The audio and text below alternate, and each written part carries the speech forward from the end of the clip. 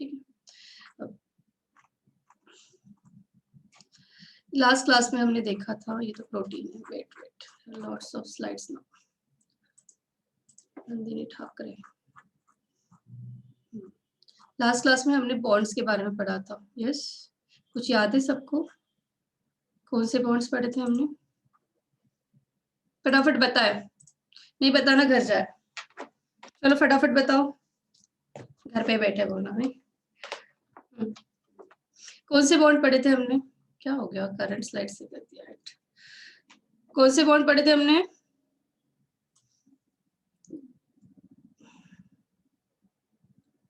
Glycosidic bond. Girish छोड़ के क्या बाकी स्टूडेंट क्लास में है ही नहीं? कीर्तन चल रहा है यहाँ पे? हाँ, शांति से सुनना है सिर्फ, बाकी कुछ नहीं करना। COP, yes, very good, very good. COP, glycosidic bond, COP नहीं, COP नहीं था, देखो जरा, CN था ना, O आता है उसमें, पर मैंने आपको सेफ साइड CN बताया कि आपको वो याद रहने के लिए ऐसे रहे, बिकॉज जो C होता है कार्बन, वो O के साथ भी तो बॉन्ड बनाता है, अगर आपको याद होगा तो। यस, ऐसे कुछ स्ट्रक्चर होता है कि आपका, अगर आप कोई भी DNA का स्ट्रक्चर ले रहे हैं तो आपको पता है कि ये जो C है, ये C यहाँ पे भी तो है, यहाँ पे भी तो है, हाँ, CO, और यहाँ पे इस टाइप का स्ट्रक्चर होता है आपका राइबोस का, ठीक है। और ये जो बॉन्ड होता है, ये बॉन्ड यहाँ पे हम कहते हैं कि यहाँ पे हमारा कोई भी nitrogen base, sorry, nitrogen base NH यहाँ पे है ना, ऐसे कुछ हमारा ग्लाइकोसिडिक बॉन्ड बनता है। मैंने आपको सेफ साइड CN लिखा है, बट बेसिकली वो CON है, बेसिकली वो CON है, बिकॉज कार्बन जो वो O के साथ भी तो लिंक है, तो इन दिस वे वो CON होता है, बट मैंने आपको लिखते हुए CN इसलिए कहा कि आपको याद रहेगा ऐसे, ठीक है, CNH, राइट। ये ग्लाइकोसिडिक बॉन्ड CN है, याद रखना गिरीश, या CON भी कह सकते हो आप, नो प्रॉब्लम विद दैट, ठीक है। मैंने कहा ये कार्बन O के साथ लिंक्ड है और ये भी कार्बन है जो कि O के साथ लिंक्ड है, ठीक है। ये मुझे फ्यूरानोस स्ट्रक्चर बताने की जरूरत नहीं है कि this structure is a furanose one, yes, हमने पढ़ा था फ्रुक्टोज में फ्यूरानोस स्ट्रक्चर, तो ये राइबोस शुगर का भी ये जो स्ट्रक्चर है वो 5 कार्बन कंटेनिंग फ्यूरानोस स्ट्रक्चर है, राइट। जो बच्चे रिवाइज कर रहे हैं उनके लिए काफी ठीक, जो नहीं कर रहे हैं वो सिर्फ टाइम पास कर रहे हैं। आगे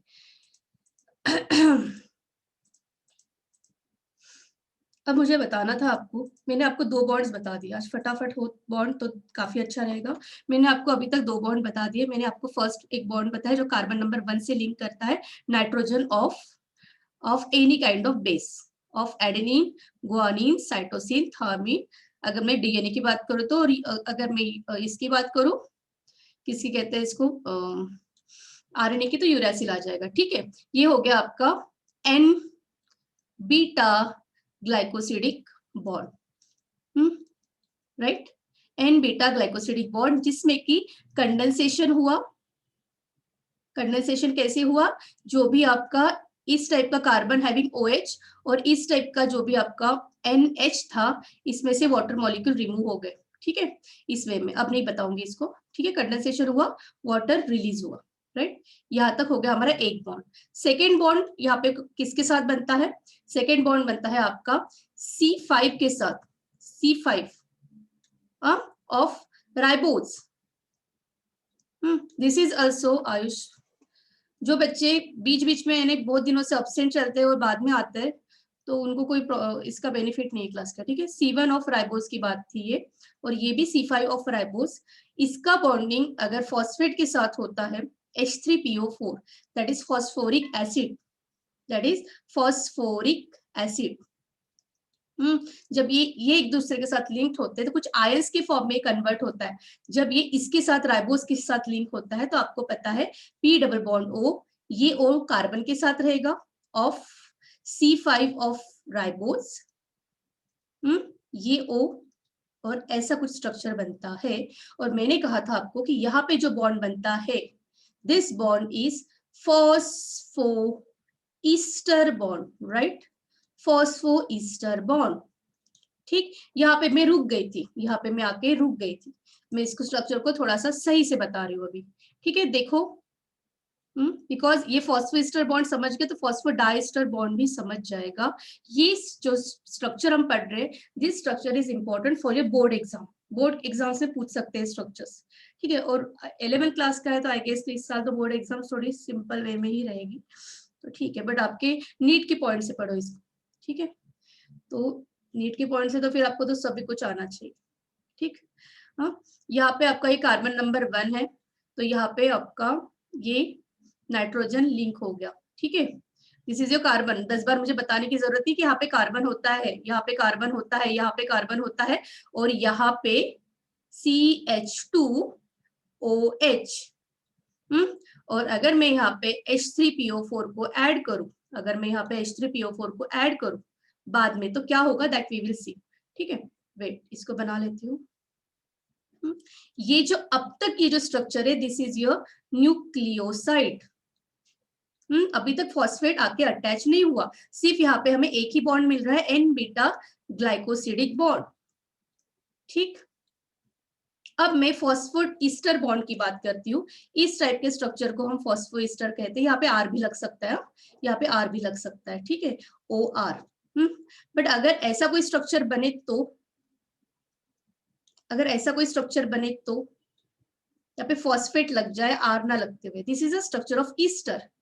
अगर मैं यहाँ पे फॉस्फेट को ऐड करूं तो इसको कहूंगी मैं फॉस्फोईस्टर, याद रहेगा, ठीक। अब ये था न्यूक्लियोसाइड। अब यहाँ पे थोड़ी सी स्पीड फास्ट हो रही है, फास्ट हो रही है बिकॉज मुझे आज काफी अलग फास्ट हो रहा है, तो बताओ, बिकॉज ये लास्ट टाइम बताया था, नहीं है ना, तो मैं और स्लो करती हूँ।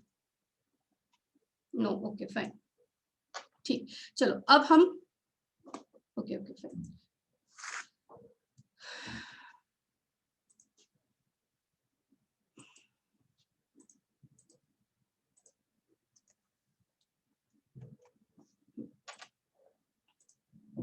यहाँ तक हम आ गए, ठीक है। फॉस्फोईस्टर बॉन्ड किसको कहते हैं हमें पता चल गया है कि दैट इज यहाँ पे OR, this is in general Easter का फॉर्मूला। और यहाँ पे अगर OP लग जाता है तो ये फॉस्फोईस्टर हो जाता है, R के जगह फिर P का रिप्लेसमेंट हो गया, बट बाकी structure is as like ester, ठीक है। अब देखो इसको अगर आयोनिक फॉर्म में मैं लिखूं तो कैसे लिखूंगी, इसको अगर मैं H3PO4 को आयोनिक फॉर्म में लिखूं तो मैं इस टाइप से लिखूंगी, C। मैं यहाँ का स्ट्रक्चर नहीं बना रही हूँ, यहाँ पे सिर्फ मैं ये बता रही हूँ कि this is a nitrogen base.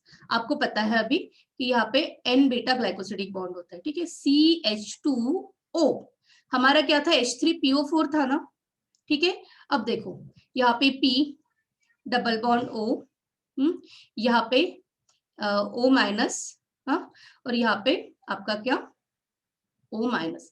This is what, this is a phosphate ion, this is phosphate ions, यहाँ पे आके बाइंड हो गए, ठीक है। और अब हम कहेंगे कि ये 5 प्राइम का कार्बन है और इस पे क्या आया है, कार्बन पे फॉस्फेट आके बाइंड हुआ है।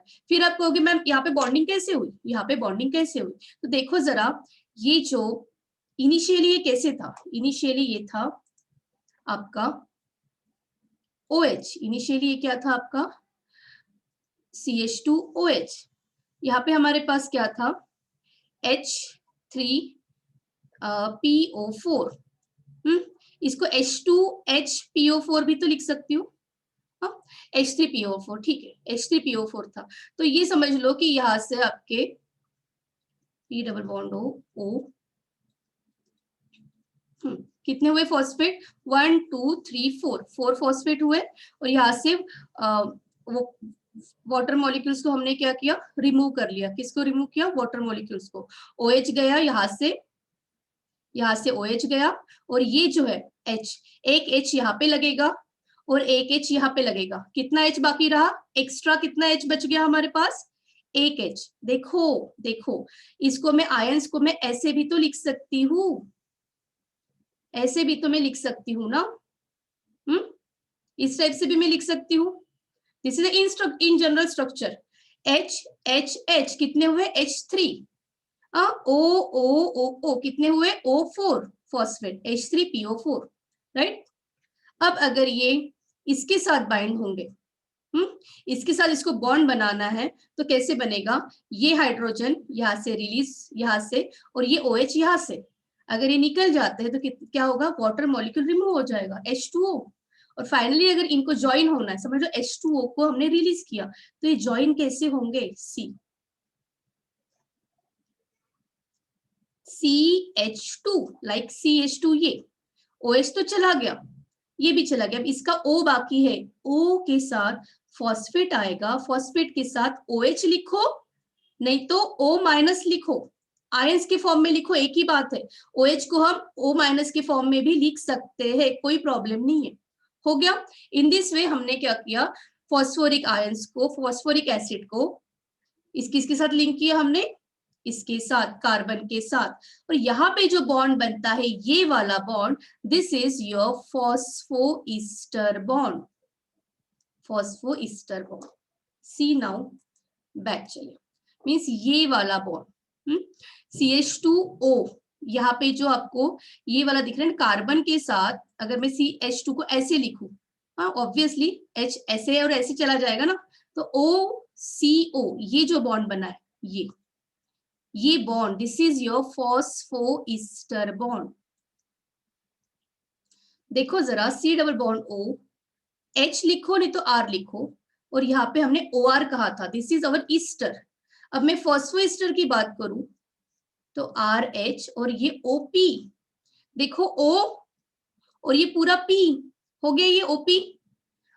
और ये देखो CH2 के साथ यहाँ पे C डबल बॉन्ड O भी तो है, C डबल बॉन्ड O भी हो गया, यस और नो। और यहाँ पे इसके बाद ये पूरा जो स्ट्रक्चर है, ये बाकी स्ट्रक्चर, इसको C के साथ H भी तो ज्वाइन है, इधर है H और कंप्लीट R, क्लियर। यानी ये भी तो ईस्टर ही हुआ ना, CH2C डबल बॉन्ड O है ना, C डबल बॉन्ड हो तो है, mean this is your Easter containing but having phosphate group in place of R के जगह पे फॉस्फेट ग्रुप लग गया, इसकी वजह से ये फॉस्फो ईस्टर हो गया। और इस बॉन्ड को हमने ईस्टर बॉन्ड ना कहते हुए हमने क्या कहा, phospho ester bond. Is this clear now, is this clear, clear हाँ कि ना। और इसको हम शॉर्टकट में कॉप याद रखते हैं, कैसे याद रखते हैं, कॉप, यस कैसे याद रखते हैं हम, कॉप। मैंने लिखा भी होगा यहाँ पे, थोड़ा सा फास्ट थी मैं आज, देखो यहाँ पे मैंने लिखा है फॉस्फोईस्टर बॉन्ड, कॉप हो गया। अब हम फॉस्फोडाइस्टर बॉन्ड की बात करते हैं, फॉस्फोडाइस्टर बॉन्ड की बात करते हैं। यानी मैंने अभी आपको दो बॉन्ड्स बता दिए, एक बॉन्ड बताया, एक गिरीश छोड़ के मुझे लगता है क्लास में कोई नहीं है, एक ये बॉन्ड हो गया जो कार्बन नंबर 1 के साथ था, नाइट्रोजन बेस वाला, मैंने आपको बता दिया, ठीक है, एन बीटा ग्लाइकोसिडिक बॉन्ड। अब मैं थर्ड बॉन्ड की तरफ चल रही हूँ जो कि आपके लिए काफी आसान होगा, ठीक। अब यहाँ पे एक दूसरा बॉन्ड भी बता दिया मैंने, CH2O P double bond OH लिखो नहीं तो O- लिखो, कोई प्रॉब्लम नहीं होना चाहिए, ठीक है। और यहाँ पे जो बॉन्ड था, अभी मैंने फिर से एक गलती की कि मैंने आपको बताने के वक्त ऐसे लिख सकते हम, पर ये H को इस टाइप साइड से करके यहाँ पे ये वाला बॉन्ड बताना है, this is what phospho ester bond, ठीक। अब दो बॉन्ड तो क्लियर, दो बॉन्ड तो अभी तक के क्लियर। अब हमें चलना है, हमारा अभी कॉप भी हो गया, सी कॉप भी हो गया, यानी कॉप बॉन्ड भी पढ़ लिया हमने, कॉप। और हमारे यहाँ पे CN भी हो गया, या उसको ही हम CON is a more perfect one, but याद रखने के लिए मैंने CN कहा, ठीक है। अब हमें नेक्स्ट बॉन्ड पढ़ना है, हमें नेक्स्ट बॉन्ड क्या पढ़ना है, कोपॉप, ठीक है, ठीक है। नेक्स्ट बॉन्ड हमें ये पढ़ना है, लेट्स सी, इसको मिटा देती हूँ, जब पढ़ेंगे तो समझ में आ ही जाएगा। चलिए आगे, देखो एक न्यूक्लियोटाइड में यहाँ पे फिर से बना रही हूँ, ऐसे तो बहुत सारे न्यूक्लियोटाइड होंगे ना हमारे साइटोप्लाज्म में, हमारे न्यूक्लियस के अंदर, हाँ साइटोप्लाज्म में होते हैं, न्यूक्लियोपोर से अंदर आते हैं न्यूक्लियस में, ठीक है। जब कभी डीएनए का स्ट्रक्चर या कभी आपको डीएनए के इन जनरल फॉर्म स्ट्रक्चर बनता रहता है, एडिशन होता रहता है, सेल डिवीजन के वक्त नया डीएनए बनता रहता है, तो ऐसे न्यूक्लियोटाइड्स आपके साइटोप्लाज्म में या न्यूक्लियोप्लाज्म में अवेलेबल होते हैं, वो आपके बॉन्ड बनाते जाते हैं, लाइक ये जो अभी हम बना रहे फॉस्फोइस्टर बॉन्ड, एन ग्लाइकोसिडिक बॉन्ड, ऐसे करते करते वो एक दूसरे के साथ ज्वाइन होते हैं। ठीक, देखो जरा यहाँ पे अगर मैं डीएनए की बात कर रही हूँ तो थर्ड नंबर के कार्बन पे OH ग्रुप होता है और यहाँ पे H होता है, दैट्स व्हाई डीऑक्सीराइबोज। ठीक, अगर मैं ये वाला स्ट्रक्चर बनाऊं CH2O P double bond O minus O minus और यहाँ पे एक नाइट्रोजन बेस को ऐड कर दूं, राइट।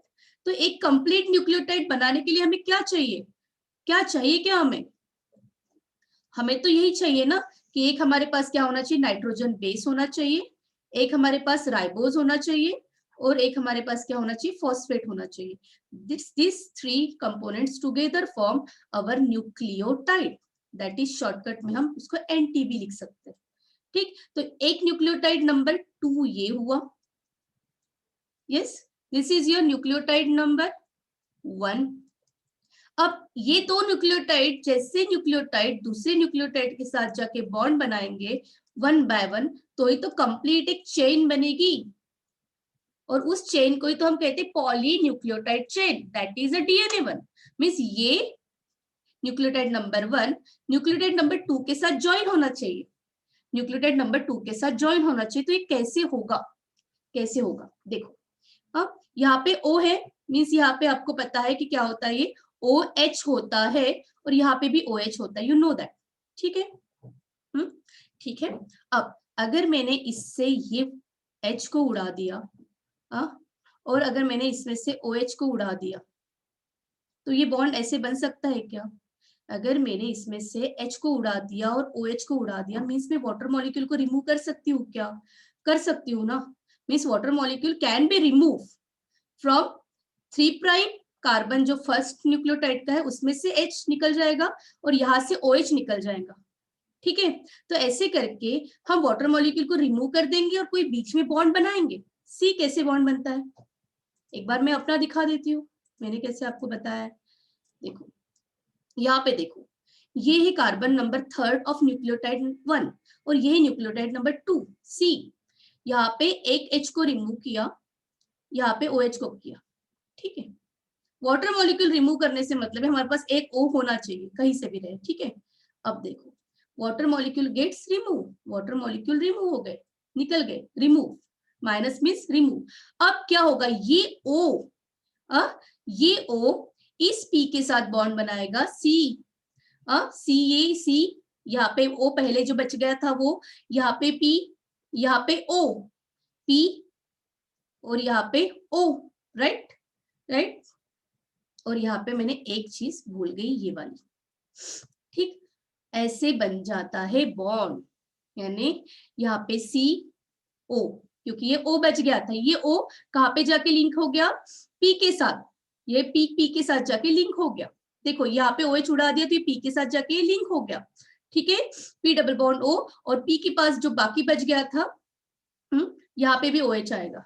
ठीक है, मैंने डायरेक्ट बनाया लगता है, यहाँ पे भी OH आएगा और यहाँ पे डबल बॉन्ड आएगा और फिर ये O जो है ये वाला, ये इसके साथ ज्वाइन हो गया। सी हो तो गया, एक कार्बन और O के बीच में जो बॉन्ड है ये फॉस्फोइस्टर बॉन्ड ही तो हुआ। सी यहाँ पे भी तो कार्बन और O के बीच में जो बॉन्ड था वो तो फॉस्फोइस्टर बॉन्ड था, मींस यहाँ पे ये एक फॉस्फोइस्टर बॉन्ड हुआ।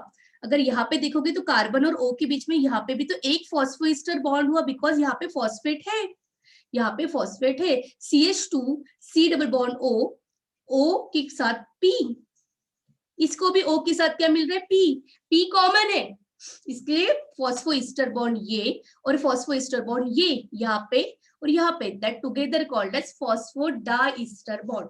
मैं बना के दिखाती हूँ आपको। ठीक,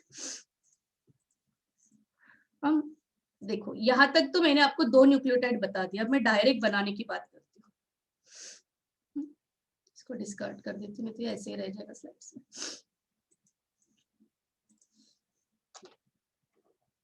थोड़ा सा ध्यान दें।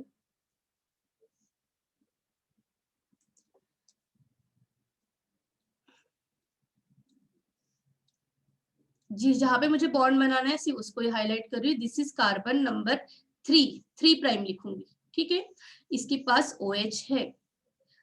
ऐसा ही कोई दूसरा न्यूक्लियोटाइड जिसके पास ये कार्बन नंबर 5 है, CH2, H2 फिर से यहाँ पे लिखना था मुझे, CH2O P OH ऐसे लिखो, क्योंकि मुझे वाटर मॉलिक्यूल रिमूव करने तो मैंने सेफ साइड इधर से किया, double bond O, phosphoric acid तो डबल बॉन्ड O तो आएगा ही, हाँ एसिड का होता है, आपको पता होगा, ठीक। अब यहां से मैं इसको रिमूव कर रही हूँ, ठीक, गया वाटर मॉलिक्यूल। अब क्या, व्हाट नेक्स्ट, इसके बाद क्या होगा, कैसे बॉन्ड बनेगा, सी ओ, ये O बच गया, ये P के साथ जाके ज्वाइन होगा यहाँ पे, P के पास डबल बॉन्ड O है, P के पास ये वाला OH भी है, ये भी लग जाएगा, ऐसे लिखो नहीं तो ऐसे लिखो, कोई प्रॉब्लम नहीं है, ठीक है। अब P के पास ये भी, यहाँ पे O लग गया, यस, यहाँ पे डबल बॉन्ड भी लिख दिया हमने, ये भी लिख दिया, बचा क्या, ये, इसको लिख रही हूं मैं O CH2 ऐसे, यस। अब मैंने अभी तो कहा था आपको कॉप, क्या कहा था, कॉप, यही तो होता है आपका phospho ester bond, right, phospho ester bond, अभी तो कहा था मैंने कॉप। अब क्या कह रही हूं मैं, अब मैं कह रही हूं कॉप ऑक, अब मैं क्या कह रही हूँ, कॉप ऑक, रहने दो इसको, पहले देखते, कॉप देखो जरा कहाँ पे दिख रहा है, COP, कॉप हो गया। यहां से देखो जरा, ये C है, यहाँ पे COP, ये भी कॉप हो गया, यानी ये एक फॉस्फो ईस्टर बॉन्ड बना, राइट, ये भी तो एक OP, यहाँ पे ये भी तो एक फॉस्फो ईस्टर बॉन्ड बना,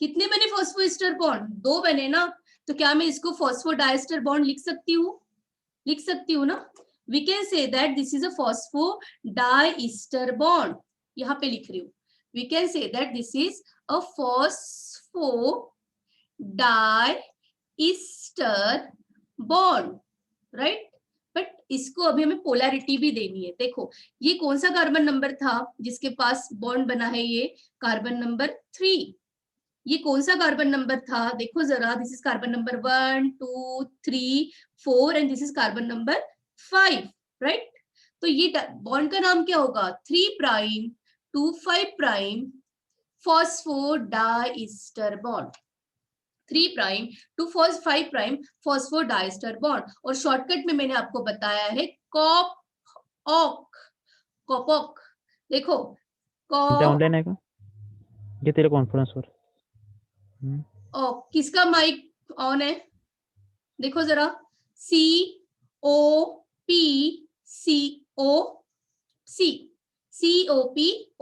yes or no, हो गया, this is what, this is another one,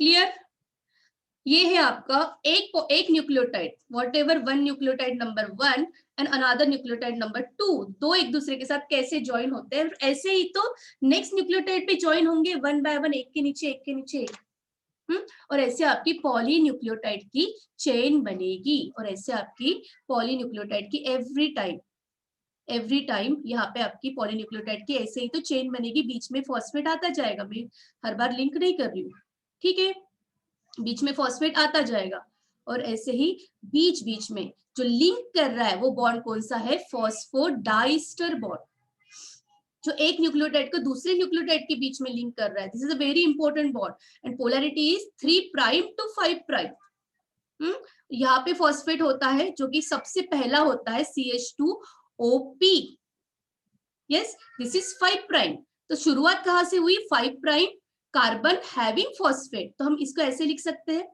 और ये बढ़ता जाएगा न्यूक्लियोटाइड की चेन, जितनी बड़ी न्यूक्लियोटाइड की चेन रहेगी, फाइनली एक ऐसा पॉइंट तो आएगा जहां पे न्यूक्लियोटाइड एंड होगा, और जहां पे एंड होगा वहां पे 3 प्राइम OH जो रहेगा वो फ्री रहेगा ना, तो ही तो एंड होगा, बिकॉज हर बार 3 प्राइम जो कार्बन है ये हर बार बॉन्ड फॉर्मेशन में इन्वॉल्व है, बट एट लास्ट सबसे आखिरी, अब दोस्तों के हाथ पकड़ोगे समझ लो, लंबी सी, तो पहले नंबर का दोस्त और दूसरे नंबर का लास्ट नंबर का दोस्त, समझ लो 10 फ्रेंड्स है, 10 फ्रेंड्स एक दूसरे का हैंड्स होल्ड कर रहे हैं, बट जो फर्स्ट नंबर का जो फ्रेंड है उसका एक हाथ फ्री रहेगा और लास्ट नंबर का जो फ्रेंड है उसका भी तो एक हाथ फ्री रहेगा, पर फर्स्ट नंबर के फ्रेंड का समझ लो लेफ्ट हैंड फ्री रहेगा और लास्ट नंबर के फ्रेंड का राइट हैंड फ्री रहेगा। सेम तो है, फर्स्ट नंबर के न्यूक्लियोटाइड का 5 प्राइम फॉस्फेट फ्री रहेगा, बट यहाँ पे देखो जरा सेकंड नंबर के न्यूक्लियोटाइड का 5 प्राइम फॉस्फेट तो बिजी है, यहाँ पे भी बिजी है, यहाँ पे भी बिजी है, सॉरी यहाँ पे CH2 होता है ना, ये तो फोर्थ नंबर का है, हाँ यहाँ पे भी बिजी है, हर जगह पे बिजी है, बट और यहाँ पे 3 प्राइम भी तो बिजी है, देखो 3 प्राइम भी तो बिजी है, तो 5 प्राइम हो गया ये वाला, 3 प्राइम हो गया ये वाला, बट लास्ट फ्रेंड उसका तो एक 3 प्राइम OH क्या रहेगा, फ्री रहेगा, एक लास्ट वाले का तो कुछ ना कुछ तो एक हैंड तो फ्री रहेगा। तो इन दिस वे हम कहते हैं कि डीएनए का 5 प्राइम फॉस्फेट से 1 by 1 nucleotide number 1, nucleotide number 2, ऐसे करते करते जो लास्ट न्यूक्लियोटाइड आता है उसका 3 प्राइम OH फ्री रहता है और फर्स्ट न्यूक्लियोटाइड का 5 प्राइम फॉस्फेट, और इसीलिए तो हम डीएनए को हर बार हम डीएनए को ऐसे ही तो बताते हैं 5 prime to 3 prime, right, 5 prime to 3 prime, हम ऐसी पोलैरिटी दिखाते हैं डीएनए की, क्योंकि जो फ्री है उसको लिखेंगे सबसे पहले और जो लास्ट में फ्री है उसको लिखेंगे सबसे लास्ट में। This is a DNA structure. इतना या समझ गया आपको? समझ गया? थोड़ा फास्ट हुआ होगा तो आई कंसिडर, पर मुझे नहीं लगता इतना फास्ट तो अभी कंसिडर कर लोगे। चले चले आगे। अब देखो जरा, ये मैंने अपने से लिखा है इसको, तो कोशिश तो थी कि आपके लिए इजी हो, बट बाद में समझा कि वो स्कैनर में सही से वो डॉट भी आ गए।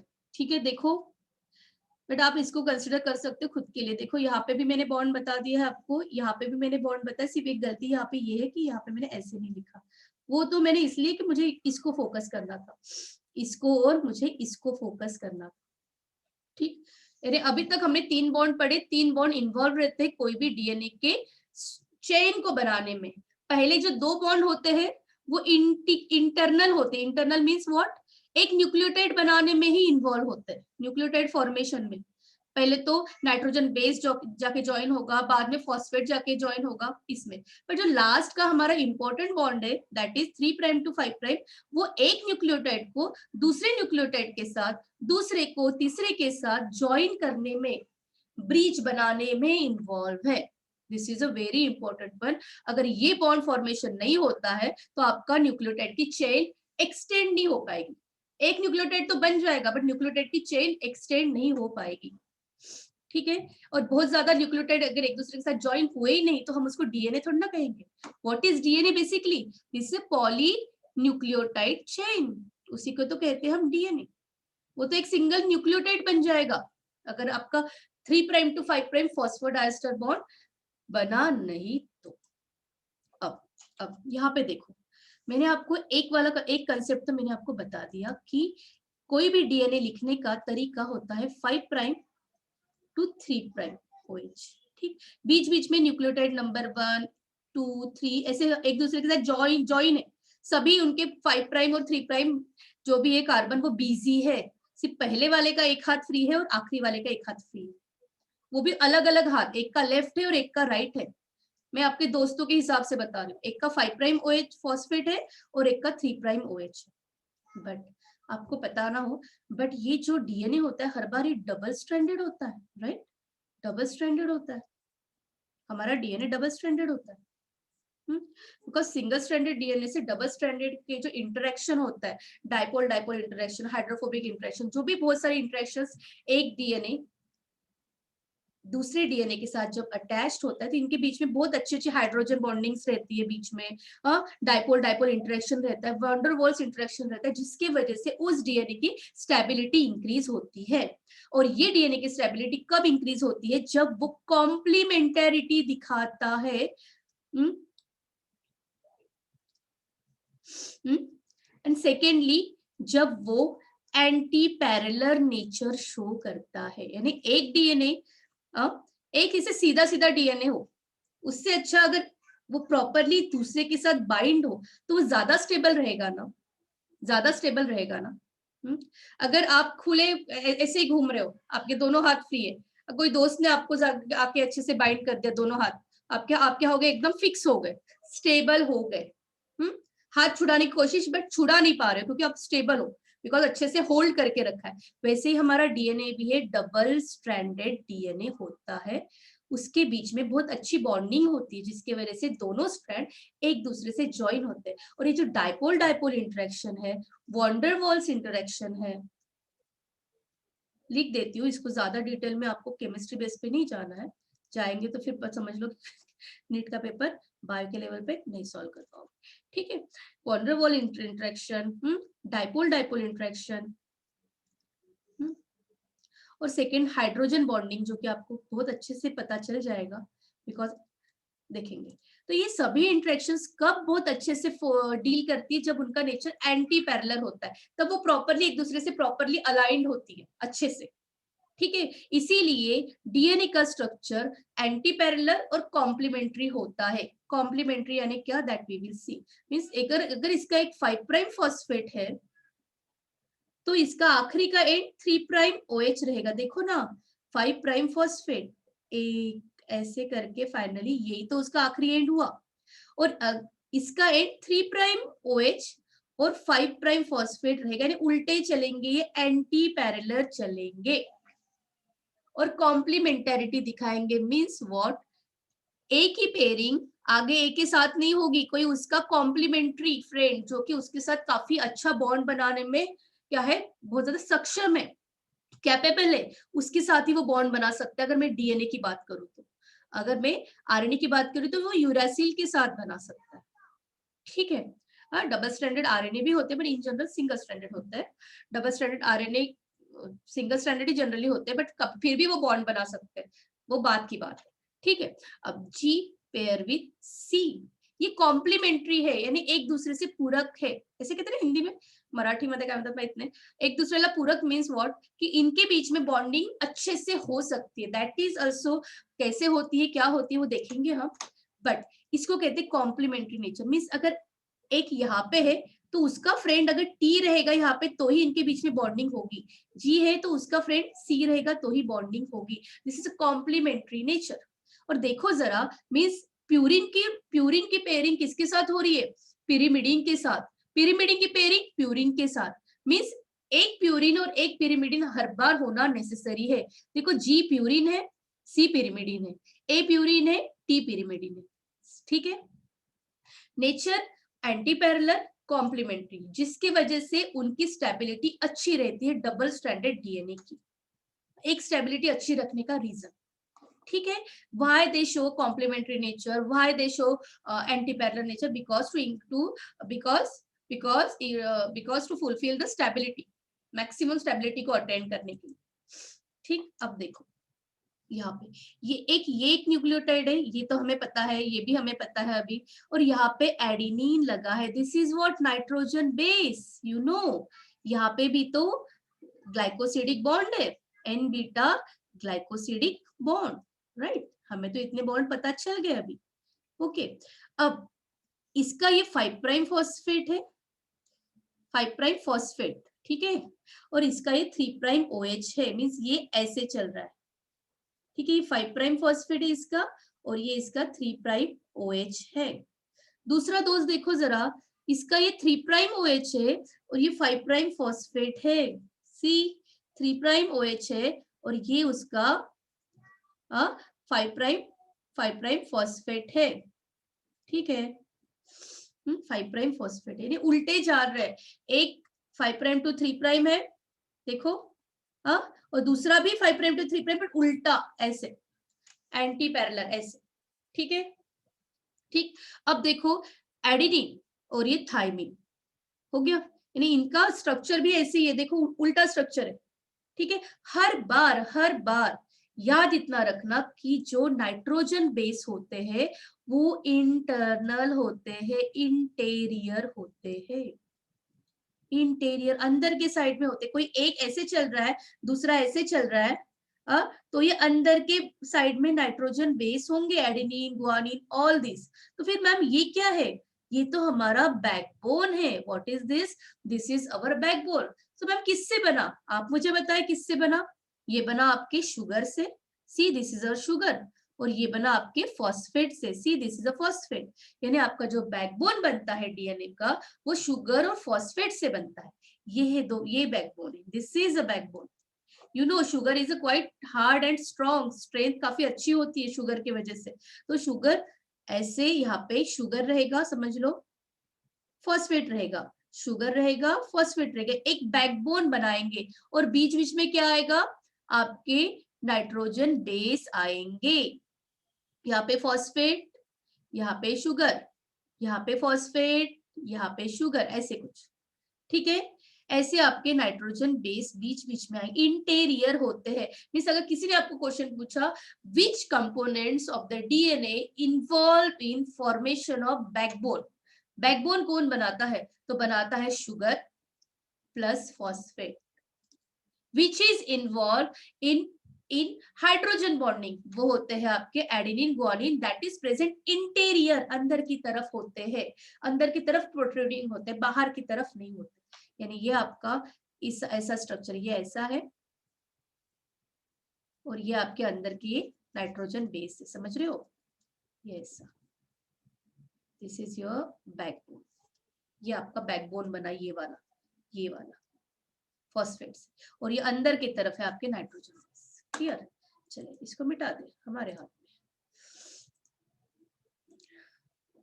देखो बहुत अच्छी डायग्राम, देखो sugar phosphate, this is our backbone, backbone of our backbone नहीं, डीएनए का बैकबोन, ठीक है। और देखो अंदर के साइड में आपको दिखेंगे ATGC। देखो ए की पेयरिंग टी के साथ हो सकती है, तो टी की पेयरिंग भी ए के साथ हो सकती है, जी की पेयरिंग सी के साथ हो सकती है, तो सी की पेयरिंग भी जी के साथ हो सकती है, GC, GC। और ये भी है कि जीसी का कंटेंट ज्यादा हुआ, अगर कोई डीएनए में जीसी रिचनेस ज्यादा हुआ तो वो स्टेबिलिटी ज्यादा होती है। क्यों ऐसा? आप मुझे खुद ही बता सकते हो, बिकॉज जीसी में हाइड्रोजन बॉन्ड 3 है और एटी में हाइड्रोजन बॉन्ड 2 है, तो कभी भी 3 हाइड्रोजन बॉन्ड वाला बहुत ज्यादा स्ट्रॉन्ग रहेगा, तो स्टेबिलिटी डीएनए को अच्छी देगा। जिस डीएनए में जीसी का कंटेंट अच्छा होता है वो डीएनए बहुत ज्यादा स्टेबल होता है, ठीक है। जीसी का कंटेंट, जीसी रिच डीएनए हुआ तो, ठीक, ओके। चलो अब मैंने उस दिन आपको ये भी बताया था, बच्चों कहाँ गया, उस दिन मैंने आपको ये भी बताया था कि नेचर ने पहले तो आरएनए को as a genetic material select किया था, फिर ऐसे क्या हो गया कि नेचर ने डीएनए को जेनेटिक मटेरियल सिलेक्ट करना स्टार्ट कर दिया और हम डीएनए पे शिफ्ट हो गए। अभी भी कोई वायरसेस है लाइक 5X174 और कोई बैक्टीरियाज है जिनमें कि हमें सिंगल स्ट्रैंडेड आरएनए मिलता है, जिस जो कि हमारे लिए क्या है, एक हमारे लिए एक वी कैन से प्रूफ है कि पहले, बहुत पहले क्या होता होगा, RNA as a genetic material होता होगा। बट धीरे धीरे जैसे जैसे कॉम्प्लेक्सिटी बढ़ती गई, नए नए ऑर्गेनिज्म आते गए, जो आपका जेनेटिक मटेरियल है वो भी बहुत ज्यादा आपको क्या चाहिए था, स्टेबल चाहिए था, और आरएनए इतना स्टेबल नहीं था। और जो भी ऑर्गेनिज्म आ रहे हैं वो काफी कॉम्प्लेक्स बनेंगे, तो उनको जो जेनेटिक मटेरियल चाहिए वो ज्यादा स्टेबल चाहिए। तो नेचर आरएनए से किस पे स्विच हो गया, डीएनए में, डीएनए के ऊपर स्विच हो गया नेचर। तो देखो जरा ये क्यों हुआ, आरएनए में ऐसे क्या, आरएनए में ऐसे क्या लूप होल्स थे, ऐसे क्या आरएनए में कमी थी जो कि डीएनए ने पूरी की। देखो मैंने डायग्राम के साथ लेके आई हूँ, उस दिन मैंने आपको बताया था। सी अगर मैं बात करूं, दिस इज आरएनए, आपको समझ में आ जाना चाहिए, बिकॉज यहाँ पे सेकेंड नंबर के कार्बन पे और थर्ड नंबर के कार्बन पे दोनों पे जगह पे OH लिखा है, OH जो कि फॉस्फेट के साथ लिंक हो गया, इसलिए वो OH नहीं दिख रहा आपको, पर O तो दिख रहा है, और यहाँ पे OH, ठीक। यस, आरएनए की बात चल रही, this is RNA structure, this is RNA structure. अब आरएनए में अगर समझ लो अल्कली आ गई, अल्कली बेस, आपको पता है अगर आपने पीएच स्केल पढ़ी होगी, पीएच में H+ होता है तो एसिडिक होता है, राइट। और पीएच में अगर OH- हो जाए तो वो क्या होता है, बेसिक होता है, और बेसिक को ही तो हम अल्कली कहते हैं। अगर अल्कली आ गई OH माइनस आयंस आ गए, तो अल्कली हाइड्रोलिसिस होगा, क्या होगा, अल्कली हाइड्रोलिसिस या अल्कलाइन हाइड्रोलिसिस भी कह सकते हो। Hydrolysis, hydrolysis water, water removal की वजह से, देखो सेकेंड नंबर की कार्बन ऑफ आरएनए पे OH था और ये अल्कली आने की वजह से वाटर तो रिमूव हो गए और इसके बीच का बॉन्ड लाइज्ड हो गया और यहाँ पे कोई इलेक्ट्रॉन्स रिलीज हुए होंगे जिसके वजह से इस इलेक्ट्रॉन ने यहाँ पे अटैक किया और इस अटैक को कहते हैं हम न्यूक्लियोफिलिक अटैक। क्या कहते हैं, न्यूक्लियोफिलिक अटैक। न्यूक्लियोफिलिक अटैक कह सकते हो या न्यूक्लियोफिलिक इंटरेक्शन कह सकते हो, और जिसके वजह से यहाँ पे ये वाला बॉन्ड ब्रेक हो गया, ये वाला बॉन्ड क्या हो गया, यहाँ पे जो भी था ये यहाँ पे इसको इलेक्ट्रॉन्स दिए, फिर ये इलेक्ट्रॉन्स देखो यहाँ पे पास हुए, सॉरी यहाँ पे पास हुए और फाइनली कहीं ना कहीं ये बॉन्ड को उसने ब्रेक किया है यहाँ से, सॉरी मुझे यहाँ से कहना था, इसको ब्रेक किया, समझ रहे हो, यहाँ पे ऐसे कुछ ब्रेक हुआ है बॉन्ड। ठीक, यहाँ पे वेट थोड़ा सा ना, पहले फिर से बताते हैं। देखो अल्कली OH माइनस आयंस आए ऑलरेडी, सॉरी यार ये बीच में क्या हो जाता है इसको, OH माइनस आयन आए अल्कली से, बेस से, अगर कोई बेस ऐड करते तो OH माइनस आयंस आ गए। हाँ, और ये आरएनए था तो 2 प्राइम कार्बन तो था ही जिसके पास OH ग्रुप था, अल्कली आ गई, OH ग्रुप आने की वजह, OH ग्रुप ऑलरेडी था, इसमें हाइड्रोलिसिस हो गया, कौन सा, अल्कली की वजह से होने वाला हाइड्रोलिसिस, तो इसको कहते हैं हम अल्कली हाइड्रोलिसिस।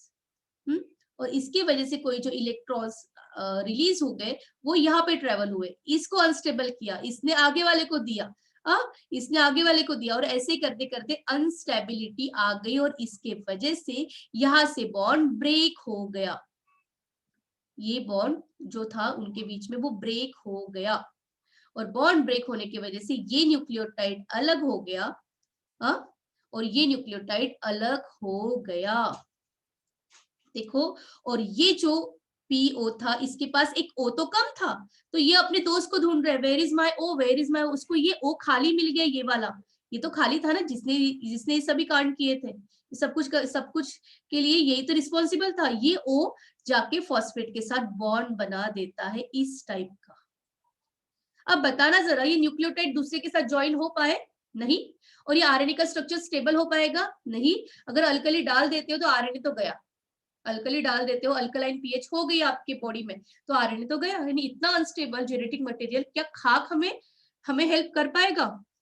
हमारे बॉडी का पूरा कंप्लीट प्रोटीन बनाने का कोडिंग सिस्टम सब कुछ तो डीएनए के पास इंफॉर्मेशन है, तो DNA should be very stable, DNA should be very stable, और जिसकी वजह से आपको क्या मिला, 2 प्राइम 3 प्राइम, ये 2 सेकंड नंबर का कार्बन है और ये 3rd नंबर का कार्बन है, 2 प्राइम 3 प्राइम साइक्लिक, बिकॉज ये साइक्लिक बना रहा है, देखो ऐसे एक दूसरे के साथ ज्वाइन हो रहा है ना, फिक्स कर रहा है, साइकिल बना रहा है, ऐसे फिक्स कर दिया उसने OH यहाँ पे, अरे कोई नहीं, अब मैं अपने साथ ही रहूंगा, मैं तुम्हारे साथ नहीं बॉन्ड बना रहा हूँ, मुझे मिल गया अपना मेरा एक स्पेशल O, ये फॉस्फेट कह रहा है मैं तुम्हारे में इंटरेस्टेड नहीं हूँ, मुझे अपना स्पेशल O मिल गया है, मेरे पास ही था, ये मेरे घर पे था, तो मैंने तुम्हारे साथ बॉन्ड बनाना कैंसल, अब मैं अपने घर पे अकेला रहूंगा, और अगर ये अकेला रहेगा तो आरएनए का पॉलीन्यूक्लियोटाइड चेन बना पाएगा क्या, नहीं ना, अगर पॉलीन्यूक्लियोटाइड चेन ही नहीं बनाएगा तो आरएनए क्या बना, आरएनए बनेगा ही नहीं, RNA is a polynucleotide chain, एक सिंगल न्यूक्लियोटाइड बनके रह जाएगा,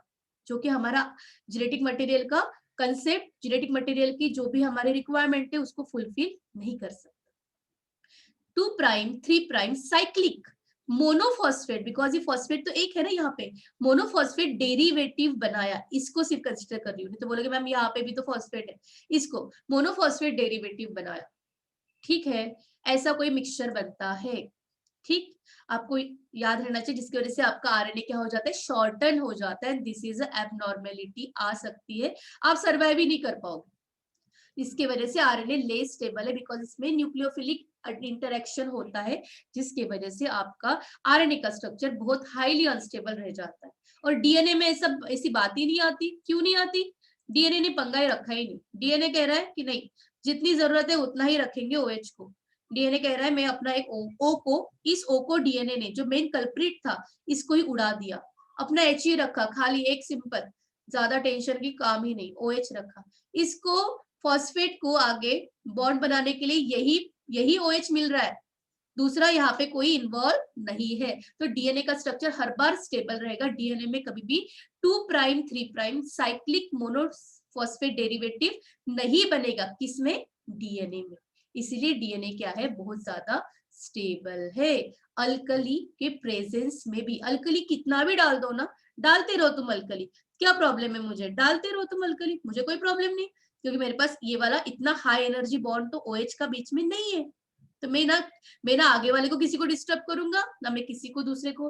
तुम्हें H चाहिए कि H ले लेना मेरा, मुझे कोई प्रॉब्लम नहीं, दूसरा H साइटोप्लाज्म में आ जाएगा मेरे पास, कोई प्रॉब्लम नहीं। तुम अल्कली कितनी भी आ जाओ, मुझको तुम डिग्रेड नहीं कर सकती, डीएनए कह रहा है, ठीक है। अब एक बार इस पॉइंट को, कल के लास्ट वाले पॉइंट को, यहां तक ठीक है ना? थोड़ा सा फास्ट हुआ तो बता देना, मुझे तो नहीं लगता, हमारे तो लेक्चरर्स हमें बहुत ज्यादा फास्ट पढ़ाते थे। कहा गया वो लास्ट टाइम मैंने आपको पढ़ाया था ना, एक डीएनए आरएनए का स्ट्रक्चर।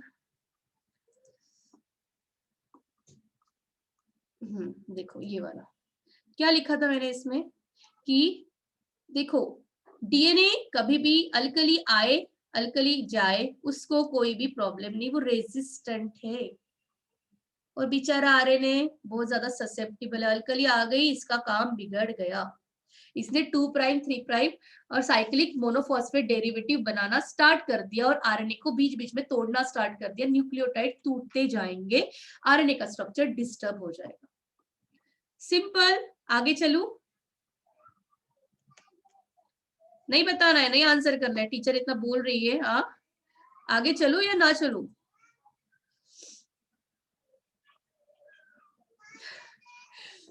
यस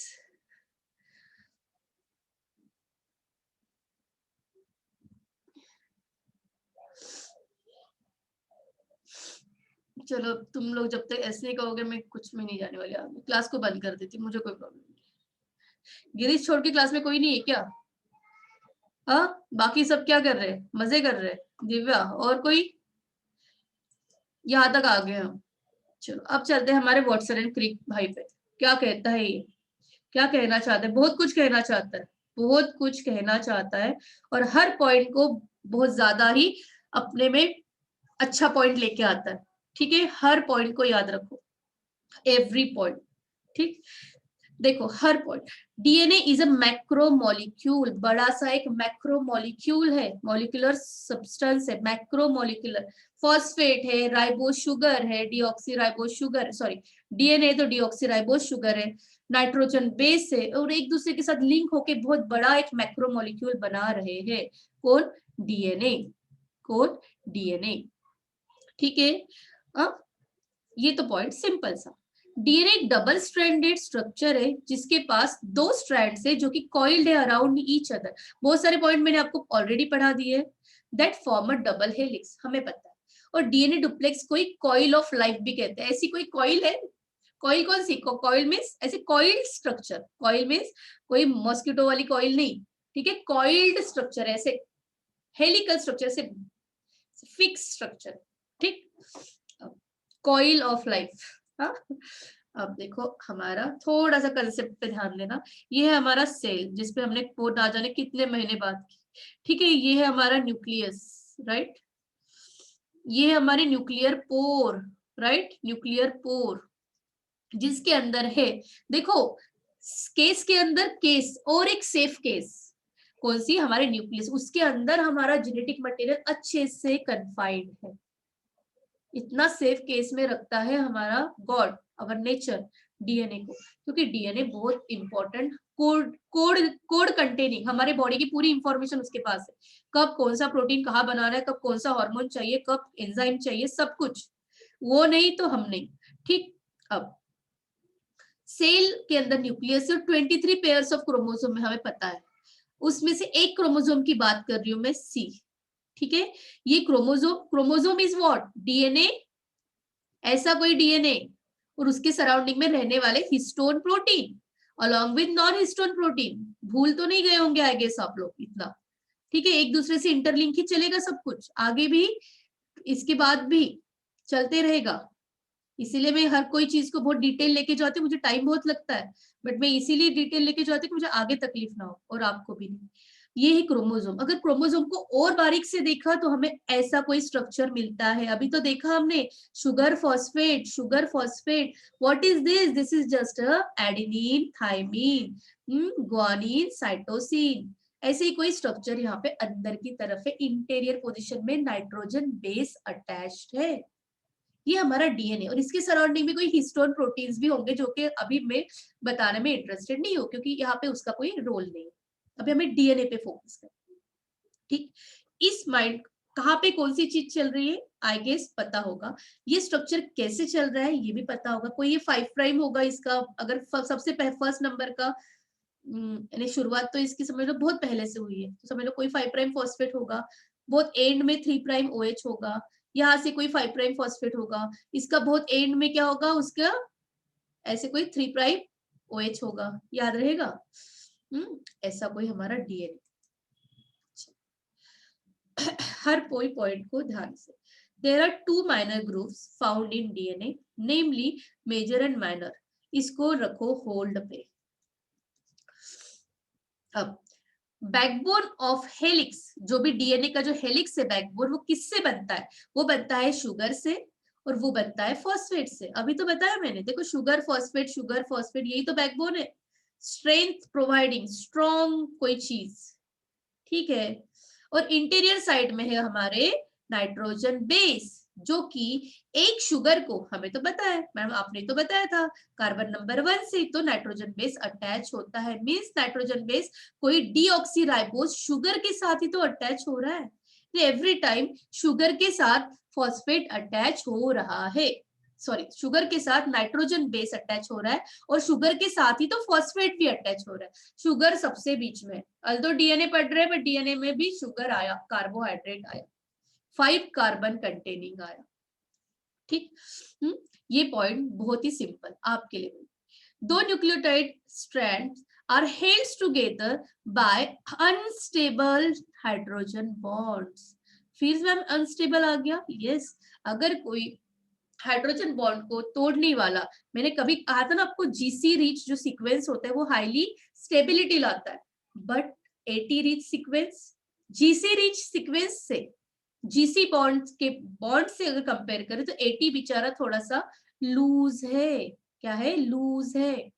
जीसी बहुत ज्यादा स्ट्रॉन्ग है, तो कहीं ना कहीं ये बॉन्ड समहाउ अनस्टेबल तो है, समहाउ अनस्टेबल तो है।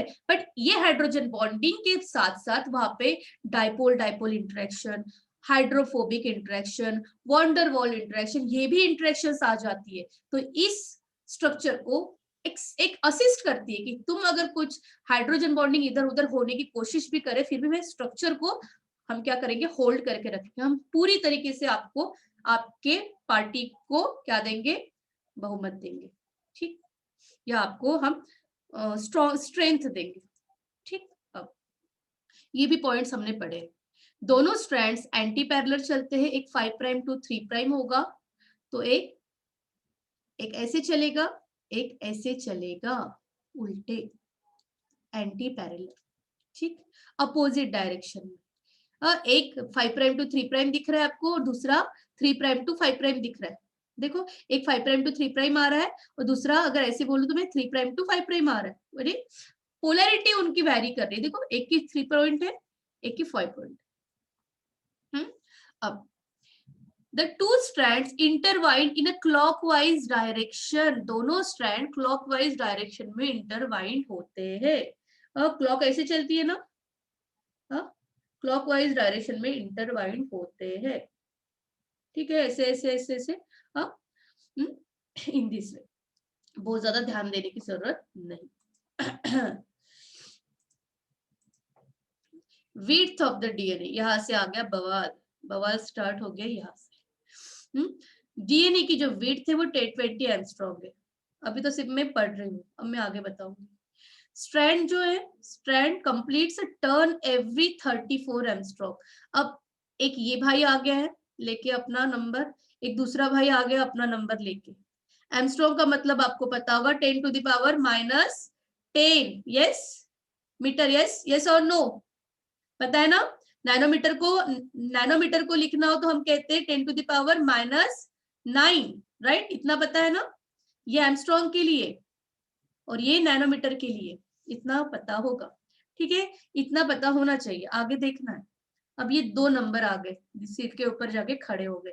तीसरा नंबर फिर से आ रहा है, कौन आ रहा है, देयर आर 10 न्यूक्लियोटाइड पर टन और बोल रहा है 3.5 एमस्ट्रॉन्ग, ठीक है, इतने नंबर आ गए। अब फिर से आएंगे, कोई 6 डिग्री लेके आएगा, और भी 1-2 नंबर आएंगे, ठीक है, एक 10 बेस पेयर आएंगे, वी विल सी क्या है, यहाँ पे नहीं देखेंगे। वाटसन एंड क्रिक डीएनए, सिर्फ इतना याद रखना कि जो भी डीएनए हमारे पास है, ए बी सी डी और जेड, 5 टाइप के डीएनए हमें पढ़ने हैं, 1 2 3 ये, ठीक है, इनका बहुत ही रेयर रोल है और आपको है भी नहीं, इतना ही पढ़ लिया बहुत बात है। इसमें से ये ही है जो कि हमारे बॉडी में ज्यादातर दिखता है, मोस्ट कॉमन, याद रहना चाहिए। B form of DNA is maximally present, ये आपको इन्वर्टिब्रेट्स में सब अमाउंट में मिल सकता है, और ये भी आपके बॉडी में होता है। जैसे न्यूक्लियोसोम वगैरह नहीं होते, न्यूक्लियोसोमल मॉडल आपने पढ़ा होगा, क्रोमोसोम में हमने पढ़ा था। न्यूक्लियोसोमल मॉडल कैसे बनता है, आपके हिस्टोन प्रोटीन्स आते हैं, हिस्टोन प्रोटीन आने के लिए उसका कोई सीक्वेंस, एक जीन होना चाहिए, किस पे, डीएनए के ऊपर। तो जो डीएनए इस टाइप के हिस्टोन प्रोटीन को बनाता है, वो डीएनए जनरली जेड टाइप का होता है। हाँ, ऐसे थोड़े बहुत जगह है जहां पे आपको जेड डीएनए मिलेगा, मैक्सिमम भी आपको ये मिलता है। और ये बहुत इन्वर्टिब्रेट्स में वगैरह ये फॉर्म भी मींस इन्वर्टिब्रेट्स में भी बी फॉर्म है, और बट ए फॉर्म भी पाया जाता है, समझ गए। Chain of the B form DNA are right handed, another important one, यानी बी फॉर्म कॉमन है, राइट हैंडेड हेलिक्स होना कॉमन है। राइट हैंडेड मीन्स ऐसा, क्लॉकवाइज तो चल ही रहा है और वो राइट हैंडेड है, राइट, ये आपका राइट है ना, राइट हैंडेड। अगर वो ऐसे रहे, ऐसे रहे, ये क्या हो जाएगा आपका लेफ्ट। बट आपका बी डीएनए जनरली क्या है, राइट हैंडेड है। ए डीएनए भी क्या है, राइट हैंडेड है। सी डीएनए भी क्या है, राइट, डी भी राइट। बट ये बड़ा स्मार्ट है, ये कहता है कि ए, तुम ए हो ना, मैं तो तुम्हारा सबसे आखिरी का पॉइंट हूँ जेड, तुम ऐसे रहोगे तो मैं थोड़ा ना वैसे रहूंगा, मैं रहूंगा लेफ्ट हैंडेड। तो जेड क्या होता है, लेफ्ट हैंडेड होता है, सिर्फ अकेला एक्सेप्शनल केस, ठीक। अब आगे ये है हमारे अलग अलग नंबर जो कि बवाल क्रिएट करते हैं, ठीक। यहाँ से दिल्ली में थर्ड ने बवाल क्रिएट करके रखा है, 1 डिग्री, हाँ 0.6 डिग्री। कल मेरी बहुत तबीयत खराब, इतनी सर्दी हो गई मुझे। चलो, अब इस स्लाइड को मैं पढ़ाऊं क्या, मैं सोच रही हूँ कि इसको मैं आगे पढ़ाती हूँ, इसको भी नहीं पढ़ा ही देती हूँ। चलो अब ये नंबर्स को देखते हैं, जितने भी नंबर्स पढ़े हमने। सबसे पहले इतना याद रखना कि इसको मैं बताती हूँ, इसको 0.4 को क्या बोलते हैं। सबसे पहले याद रखना कि टर्न क्या है, टर्न किसको कहते हैं, टर्न इसको कहते हैं जो कि कंप्लीट 360 डिग्री रोटेशन कंप्लीट करे, उसको हम टर्न कहते हैं। जैसे कि ये पे मैंने डायग्राम ड्रॉ की होगी आई गेस, देखिए, हाँ, जैसे कि कोई भी अगर डीएनए है, ऐसे ऐसे अगर वो एक दूसरे के साथ ज्वाइंट है, तो यहाँ से अगर वो स्टार्ट होता है, ये आपका एक सेमी सर्कल बना, आपको पता है 180 होता है, और यहाँ से जब वो टर्न करेगा तो दूसरा सेमी सर्कल बनाएगा यहाँ तक, ये क्या हो गया 180, और ये कंप्लीट क्या हुआ आपका 360। अगर आप किसी थ्रेड को लोगे तो उसको जब तक आप 360 कंप्लीट रोटेट नहीं करोगे, 360 रोटेट नहीं करोगे, तब तक वो एक टर्न कंप्लीट नहीं होगा। दैट इज अ टर्न जो कि कंप्लीट 360 रोटेशन करता है। 180, ये देखो इतना इजी है, 180 और ये 180 हो गया, 360 रोटेशन क्या किया उसने, कंप्लीट किया 360 degree, that is a turn, that is a turn, इतना याद रखोगे।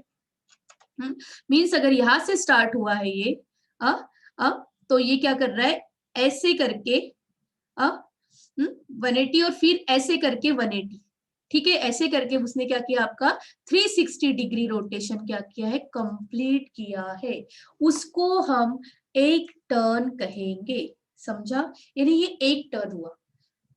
अब ये कह रहा है कि एक टर्न में जो रोटेशन होता है वो 360 होता है, इतने यहां से जो स्टार्ट हुआ है यहां तक दिखाया भी है, this is your one turn, और एक टर्न में आपका 360 डिग्री रोटेशन होना चाहिए, that is a turn, that is a turn.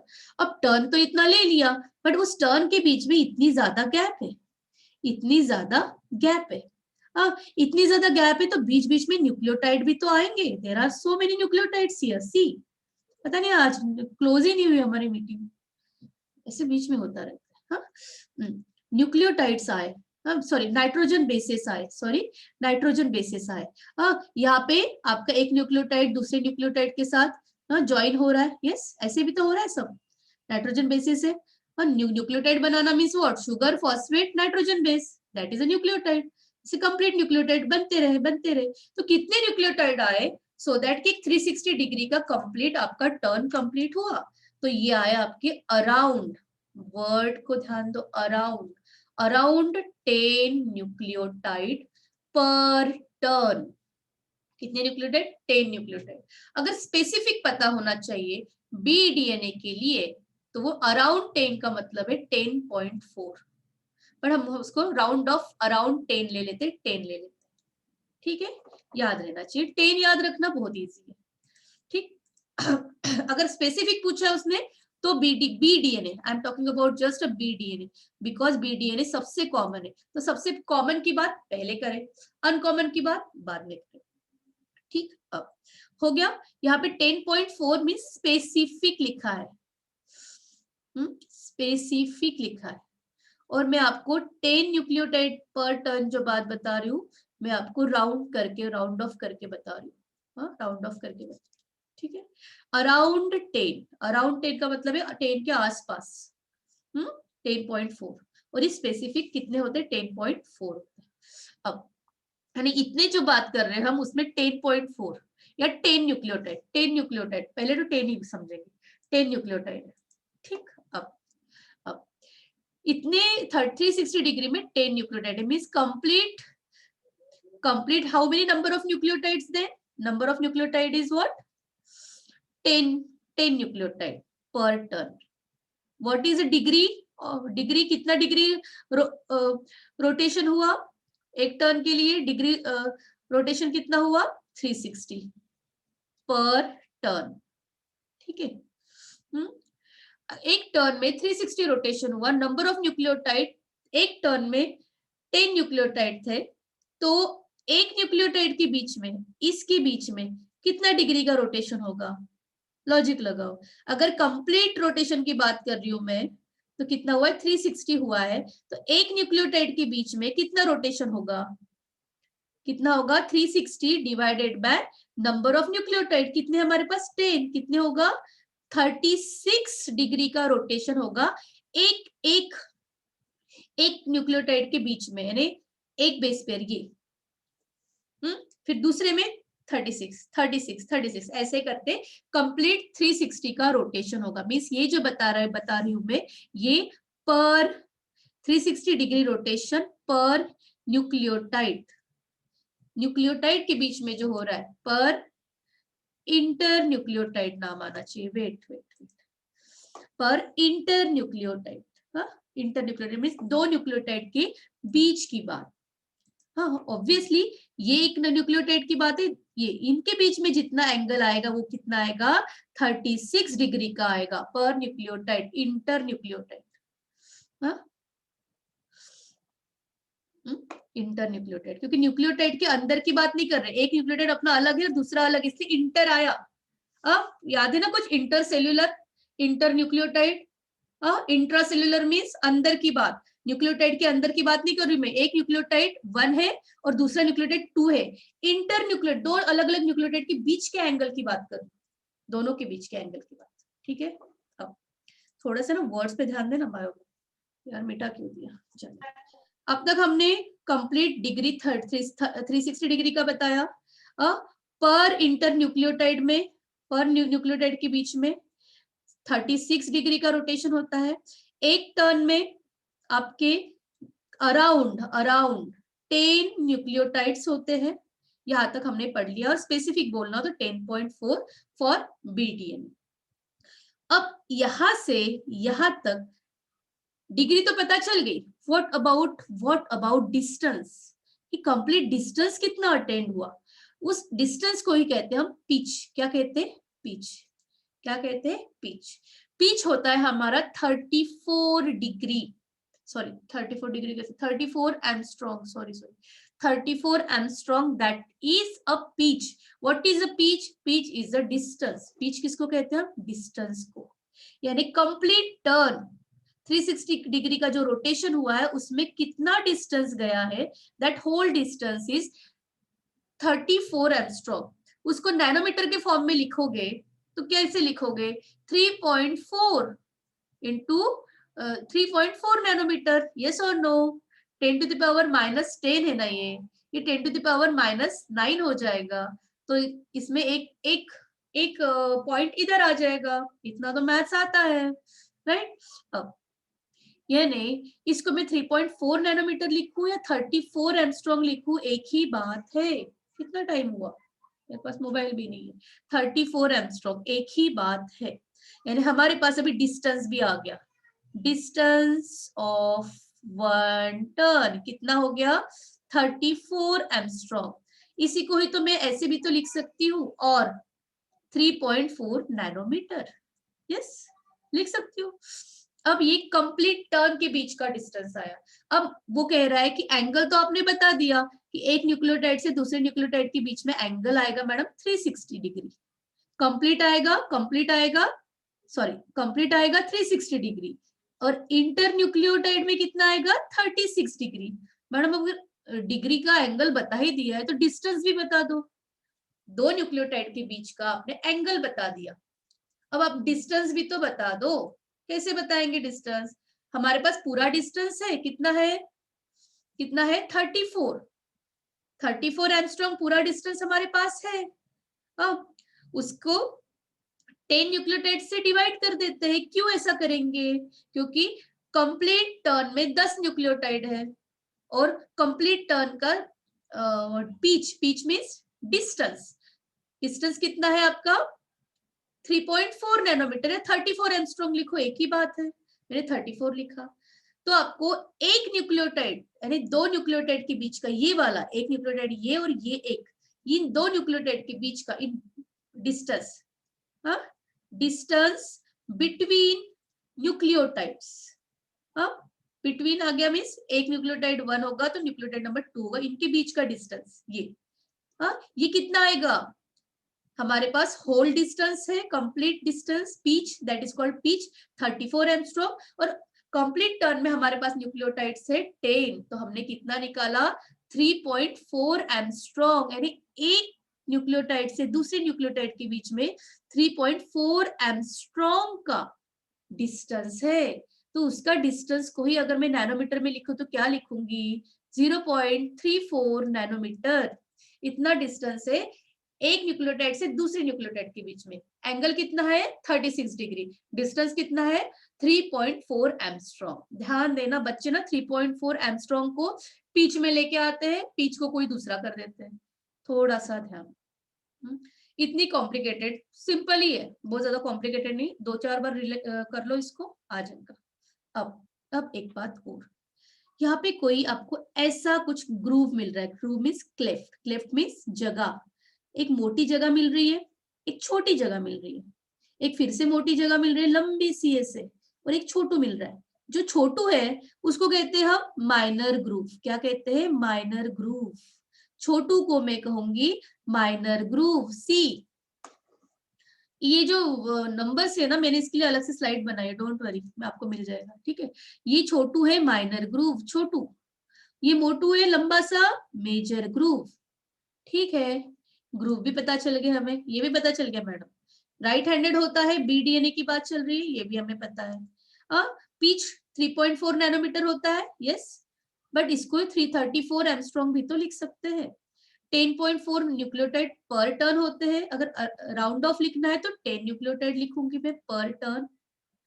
2 groove होते हैं मैम, ये मेजर हो गया, माइनर हो गया। इतनी जनरल बातें आपको पता होगी। चलो जरा पर देखते हैं कितना टाइम हुआ है, कुछ बताओगे कोई? मेरा मोबाइल बाहर रह गया।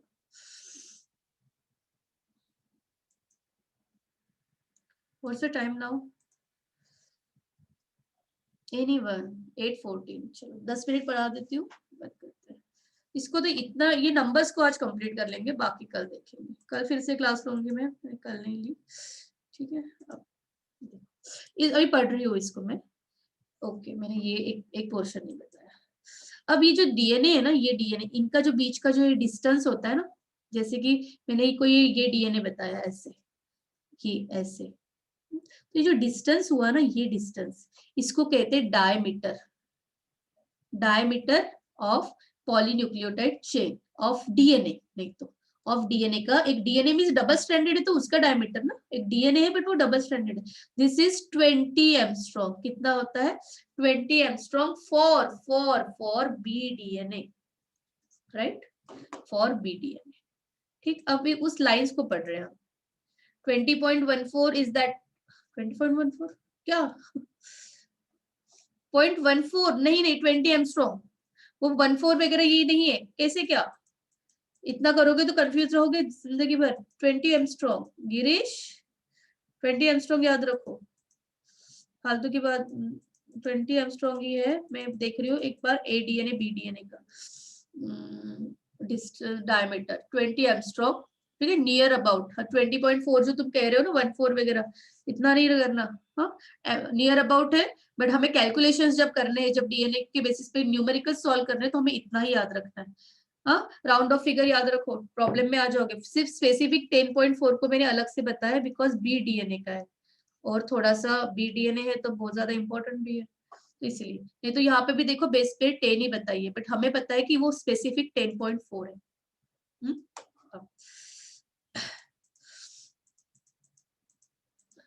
अभी तो हम शुरुआत, अभी तो आपका ये चैप्टर है, आपको बाद में बहुत सारे टॉपिक्स आएंगे ऐसे। इतना स्पेसिफिक हम भी याद नहीं रखते, आप भी मतलब कोई जरूरत ही नहीं है, हमारे क्वेश्चंस ऐसे ही सॉल्व हो जाएंगे। अननेसेसरी चीजों को थोड़ा सा ये करना सीख जाओ। चलो कौन सा पॉइंट था? हाँ, देखो यहाँ तक है। देखो width of DNA molecule is 20 angstrom, means वो ये कह रहा है विड्थ, ये की तो कह रहा है वो इन दोनों के बीच का diameter. This is a width, this is a width. दो डीएनए के बीच का जो डायमीटर है, ये दो न्यूक्लियोटाइड, सॉरी डीएनए नहीं, एक ये स्ट्रैंड और एक दिस दूसरा स्ट्रैंड, ये बनके ही तो हमारा डबल स्ट्रैंडेड डीएनए बना है। इसको कहते हैं हम डायमीटर, और इसी को ही आप कह सकते हो विड्थ। देखो कोई भी वर्ड आ सकता है, विड्थ भी आ सकता है, डायमीटर भी आ सकता है। एग्जाम में लिखते वक्त डायमीटर को ज्यादा आप लिखना पसंद करो, ठीक है। कितना है? 20 एंगस्ट्रॉम। अगर मैं नैनोमीटर के फॉर्म में लिखूं तो कितना लिखूंगी 20 एंगस्ट्रॉम को? कैसा लिखूंगी? 2 नैनोमीटर, राइट, यस और नो? 2 नैनोमीटर लिखूंगी, या 20 एंगस्ट्रॉम रहे या 2 नैनोमीटर रहे, एक ही बात है। जो स्ट्रैंड है वो कंप्लीट टर्न लेता है कब? At every 34 angstrom along the length. अभी तो बताया pitch distance. What is pitch distance? Madam complete turn लेने में डिस्टेंस कितना कवर करता है, वही तो पूछ रहा है वो, कितना करता है? 34 एंगस्ट्रॉम। उसको नैनोमीटर के फॉर्म में लिखूंगी तो मैं लिखूंगी 3.4 या 34 एंगस्ट्रॉम। लेंथ कितनी हुई, डिस्टेंस कितना हुआ? 34 एंगस्ट्रॉम। पढ़ लिया, उसी को तो हम क्या कहते हैं? पिच। उसी को तो हम क्या कहते हैं? Distance, distance of complete turn, ठीक है। अब 10 न्यूक्लियोटाइड होते, देर आर अराउंड 10 न्यूक्लियोटाइड्स, ठीक है। राउंड ऑफ फिगर पर टर्न, कंप्लीट टर्न में जो कंप्लीट टर्न आपका हो रहा है उसमें कितने न्यूक्लियोटाइड है आपके पास? Near about approximately 10 nucleotide. अभी तो बताया मैंने आपको कितने न्यूक्लियोटाइड होते हैं? 10 न्यूक्लियोटाइड होते हैं, स्पेसिफिक 10.4 होते हैं, ठीक। तो इंटरन्यूक्लियोटाइड डिस्टेंस कितना होगा? इंटरन्यूक्लियोटाइड डिस्टेंस कितना होगा? एक न्यूक्लियोटाइड से दूसरे न्यूक्लियोटाइड के बीच का डिस्टेंस कितना होगा? 3.4 एंगस्ट्रॉम। यस, यहां तक समझ गया। वाटसन एंड क्रिक का जो मॉडल है वो बी फॉर्म ऑफ डीएनए और राइट हैंडेड। यहां तक कंप्लीट हो गया। ये बहुत इंपॉर्टेंट टॉपिक पे है हम। न्यूमेरिकल्स के लिए ये और चारगॉफ रूल इतने ही है। न्यूमेरिकल्स डीएनए के इंपॉर्टेंट वन देखने पड़ेंगे, मैंने अभी तक देखे नहीं, अब मुझे आपके लिए निकालने पड़ेंगे। ठीक है, देखो ये भी हो गया, ये अभी होल्ड पे है। ठीक, ये भी हो गया 34 एंगस्ट्रॉम के। ये 10 न्यूक्लियोटाइड, ये भी हो गया स्पेसिफिक है, नहीं तो इसको 10 भी कह सकते। हो गया, ये भी हो गया। डिस्टेंस बिटवीन दो बेस पेयर के बीच का मीन्स वही इंटरन्यूक्लियोटाइड डिस्टेंस। इंटरन्यूक्लियोटाइड डिस्टेंस कहो या दो बेस पेयर के बीच का कहो, कितना है? 3.4 एंगस्ट्रॉम। ठीक, ये क्या है मैडम, बड़ा परेशान कर रहा है। Rise, rise in turn. देखते हैं, छोटू सा कंसेप्ट है पर इसमें कभी न्यूमेरिकल्स पे इतना प्रॉब्लम नहीं है, फिर भी पता होना चाहिए। कितना बता रहा है वो? 0.33। कितना बता रहा है वो? 0.33 नैनोमीटर। राइज पर base pair along the helical axis. अब देखो, एक ये आपका न्यूक्लियोटाइड है, सॉरी नाइट्रोजन बेस है, एक ये भी आपका नाइट्रोजन बेस है। ये स्टैकिंग डिस्टेंस अंदर की बात चल रही है। अभी तक तो हमने यहाँ की बात की, ये न्यूक्लियोटाइड, इसके बीच का डिस्टेंस, इसके बीच का डिस्टेंस, इसके बीच का एंगल, इसके बीच का एंगल। अब हम अंदर की बात करेंगे, हम इंटीरियर पोर्शन की बात करेंगे। जो स्टैकिंग डिस्टेंस है, देखो वर्ड्स पे बहुत प्रॉब्लम होगा। स्टैकिंग डिस्टेंस वो भी तो यही है न्यूक्लियोटाइड। देखो 3.4 अभी तो मैंने बताया, ये न्यूक्लियोटाइड के बीच का जो स्टैकिंग डिस्टेंस है वो कितना है? 3.4। यही यही यही बात। बट इसकी बात, अंदर की बात जो मैं अभी बता रही हूँ वो है ये वाली, इसको कहते हैं राइज पर बेस।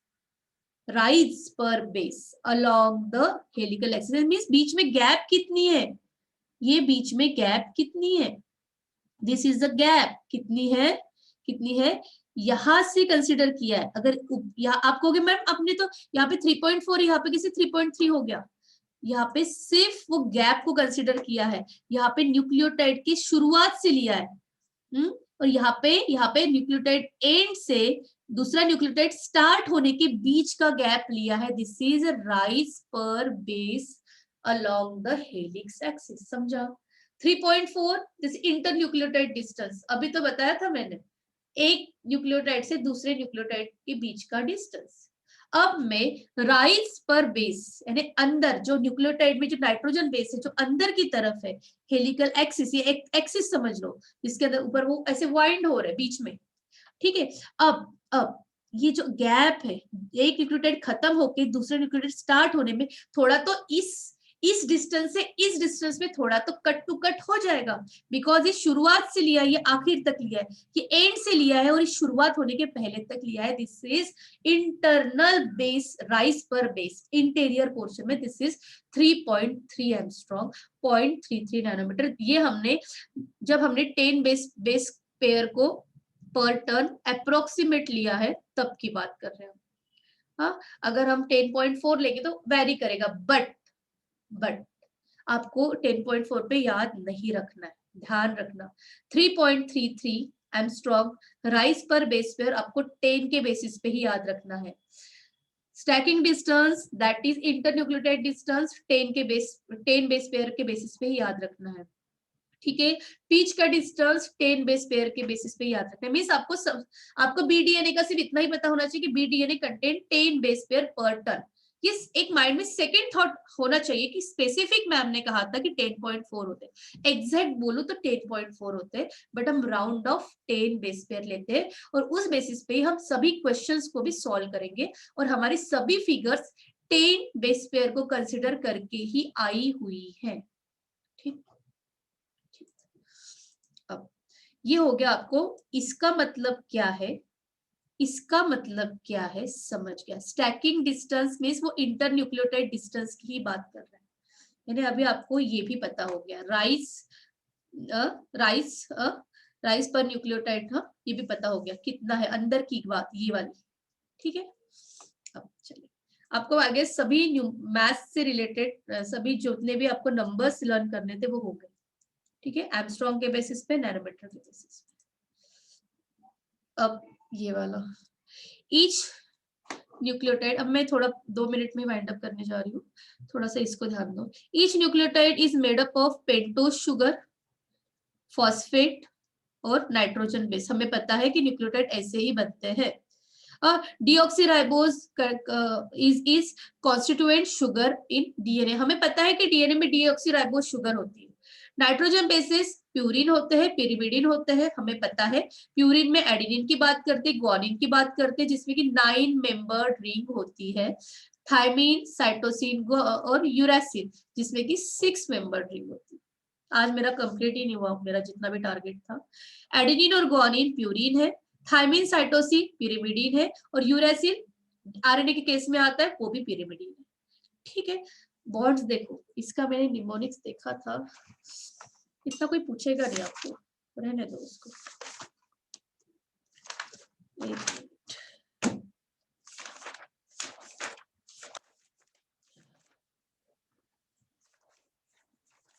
ढूंढ के रखूंगी बाद में, वेट, जस्ट अ वेट।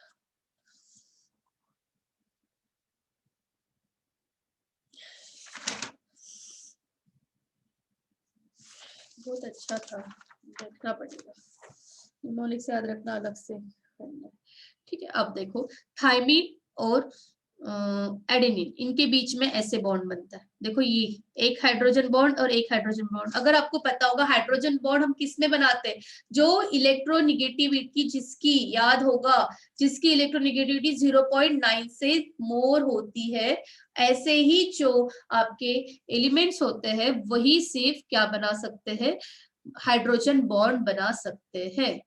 और उसमें आपका N भी आता है और उसमें आपका O भी आता है।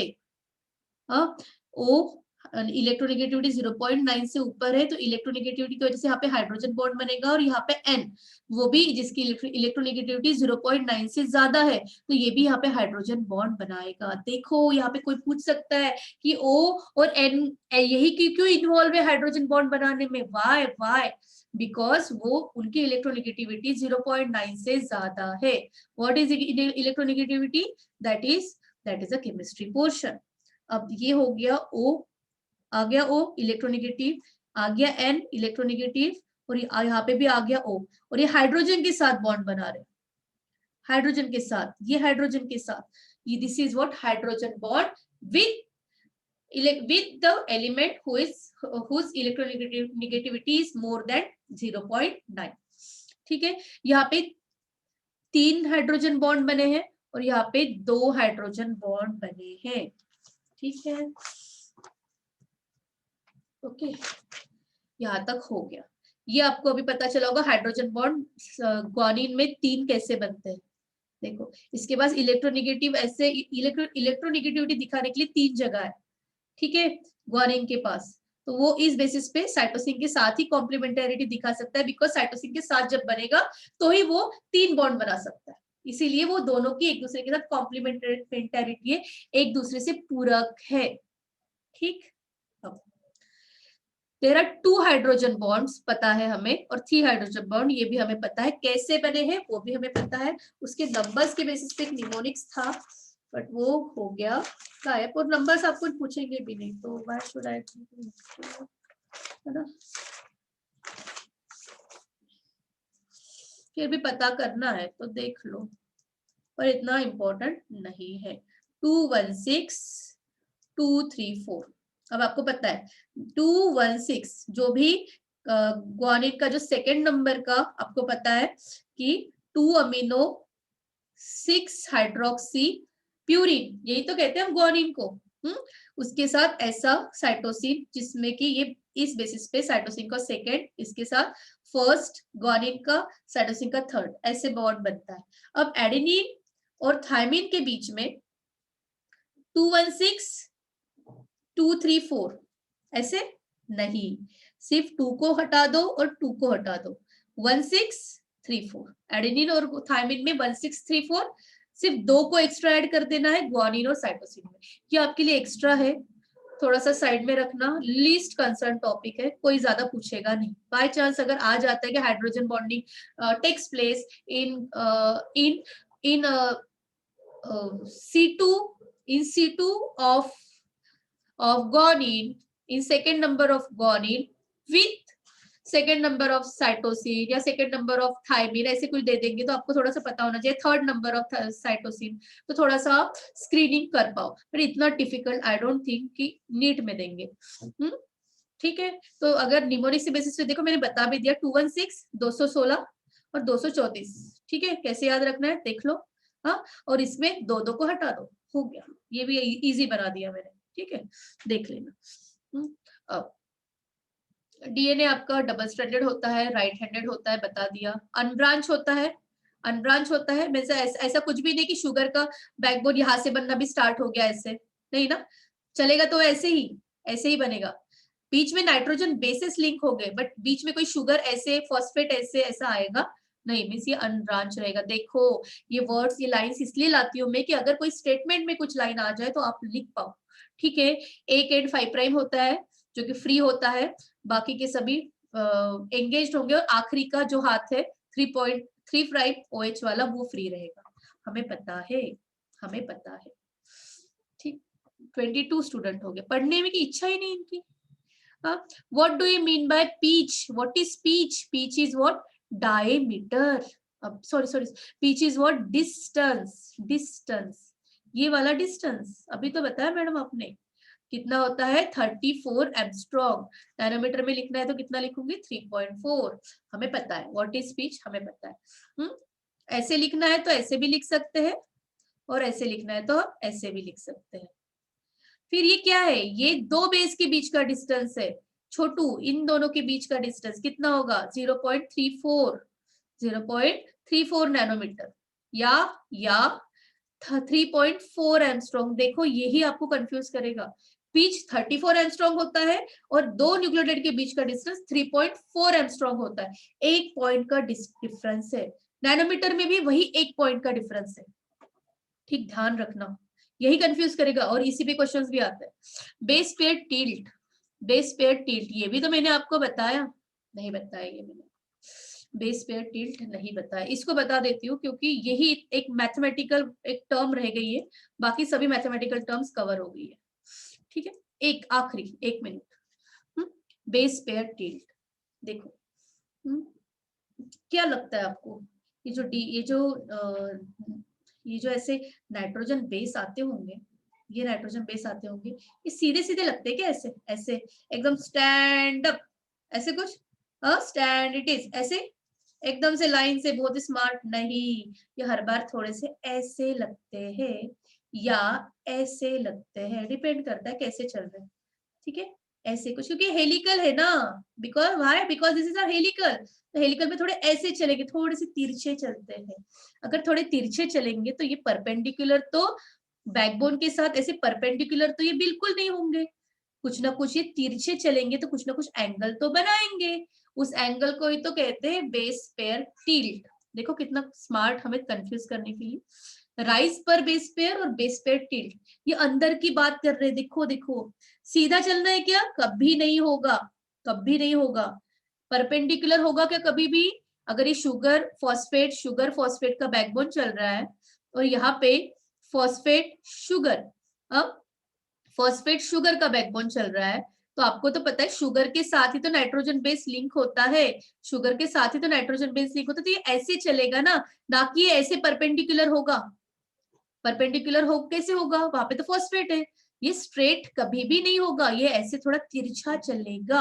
अगर एक तिरछा चलेगा तो अगर परपेंडिकुलर के बेसिस पे अगर हमने उसका एंगल निकाला तो यानी वो इससे कितना एंगल तिरछा गया, कितना एंगल वो टिल्ट हुआ, कितना एंगल टिल्ट हुआ, that is a base pair tilt, that is a base pair tilt. और यहाँ पे मैंने दिखाया है थोड़ा ऐसे, मैंने थोड़ा ऐसे करके दिखाया होगा, यहाँ पे देखो ये ऐसे, मीन्स आपका परपेंडिकुलर तो ये है, परपेंडिकुलर तो नहीं होगा, पर परपेंडिकुलर से कितना ऊपर टिल्ट हुआ, ऐसे तिरछा कितना एंगल बनाया, वो बनाता है 6 डिग्री। किसमें किसमें 6 डिग्री बनाता है, वो बनाता है 6 डिग्री बनाता है वो बी डीएनए में। हाँ, पी डीएनए का एक टर्म फिर से बताए 6 डिग्री, क्योंकि ए डीएनए में और जेड डीएनए में ये टिल्ट का जो एंगल है वो वैरी होगा। टिल्ट का मतलब समझाना क्या है, एंगल की बात। टिल्ट का मतलब एंगल की बात। राइज पर बेस पेयर में वो डिस्टेंस की बात थी दो, ठीक है। और उसके पहले हमने 36 डिग्री का देखा था, 36 डिग्री का। वो कैसे देखा था हमने, यहाँ पे जो न्यूक्लियोटाइड है और यहाँ पे जो न्यूक्लियोटाइड है, इन दोनों के बीच का एंगल कितना है। अब जो हम ये देख रहे हैं, ये शुगर और ये शुगर, इन दोनों के बीच का अंदर का एंगल कितना है। ये अंदर अंदर की बात कर रही है, यहाँ पे मैं बाहर की बात कर रही हूँ। याद रहना चाहिए, बहुत स्पेसिफिक करके बताने की कोशिश थी मेरी। ठीक हो गया, ये भी हो गया। ये आपके लिए मास्टर स्लाइड है, इसको एक तो अभी स्क्रीनशॉट ले लो, नहीं तो जब कभी आपको रिकॉर्डिंग होगी तो इसको भूलना नहीं, इसको लगा देना कहीं पे। सबके मैंने यहाँ पे टर्म्स को नैनोमीटर में और एमस्ट्रॉन्ग में लिखा है। इवन बेस पेयर टिल्ट भी लिखा है और राइस पर बेस पेयर भी लिखा है। ठीक, ये मैंने खुद से लिखा है, इसको थोड़ा सा अच्छे से देखो। This is your master slide, this is your master slide. ठीक, ये भी कंप्लीट हो गया हमारा। शुगर पकरिंग और ये वाली चीजें रहेगी, वो हम कल देखेंगे। आज के लिए डोज इतना ही था। We will see rest other things tomorrow. और उसके बाद मैं कोई आपका 4-5 क्वेश्चंस भी करेंगे हम नेक्स्ट क्लास में। मैथ्स के भी क्वेश्चंस थोड़ा देख लेती हूँ, ठीक है, चारग्राफ रूल के साथ। Okay, then see you. आपका थोड़ा ज्यादा टाइम लिया। Okay bye. ओके, इसको पढ़ना पड़ा। चलो निकलो निकलो, जल्दी निकलो।